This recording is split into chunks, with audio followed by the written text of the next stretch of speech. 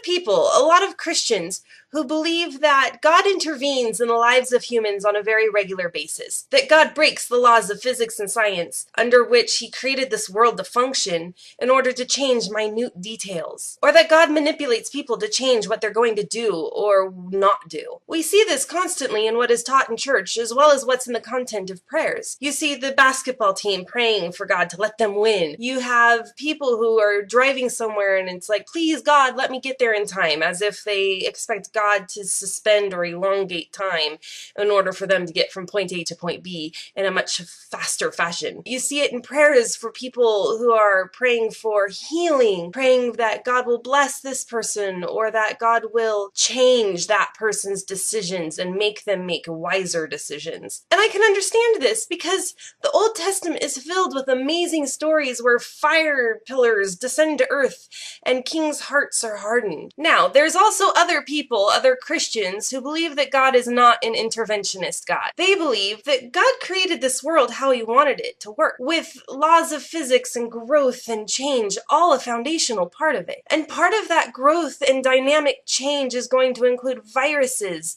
that cause sickness and cells that go rogue and cause cancer and gravity, which causes things to fall on our head and hurt. And they believe that God does not manipulate things, including people. That God chooses not to be some cosmic chess player manipulating and controlling people's decisions, good, bad, or otherwise. And instead is this concept of God as being present in the world in a far more gentle manner.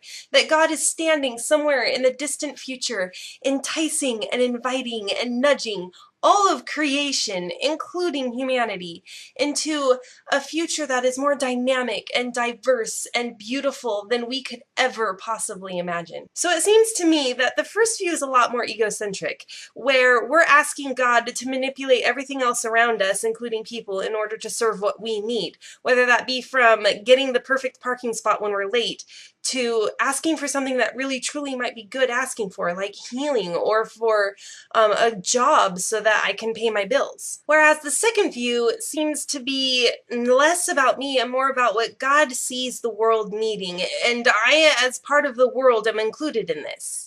So it ends up being where I end up apologizing to the person I'm late meeting and tell them, yeah, I didn't plan well and I'm sorry, and I ended up having to park in the boondocks. Or it means that I realize I'm part of a bigger, more dynamic system that humans put together, and that me not finding a job is part of the way community and the way that people have chosen to act in a larger way that affects me. And so it's not God's fault I don't have a job, nor is it God's responsibility to manipulate things so that there's a perfect job opening for me. Instead, I ask for innovation and wisdom and the strength to figure out creative ways to take care of what needs to be taken care of. This is what we see more of in the New Testament anyway, as well as what we see throughout Christian history.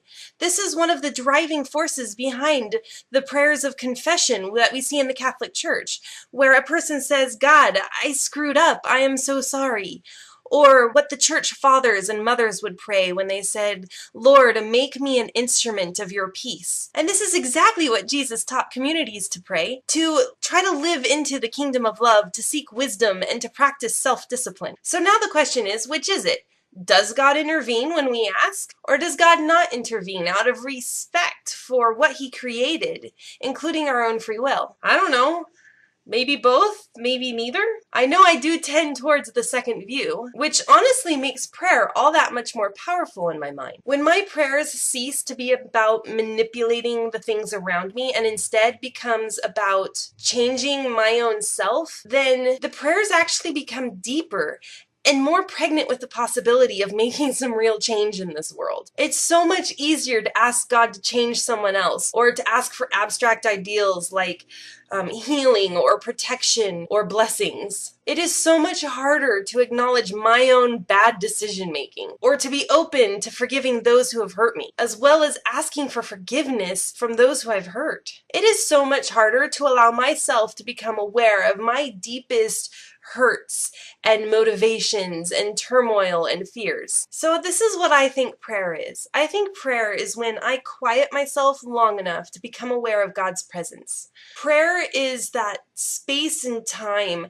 that I create in myself to allow God to present to me stuff that I need to deal with. Prayer is opening myself up to be transformed into a more loving, generous, grace-filled being. I truly believe that the divine has infused this world around us, and that same God wants to dance with me, not by manipulation, not by intervention, but by invitation.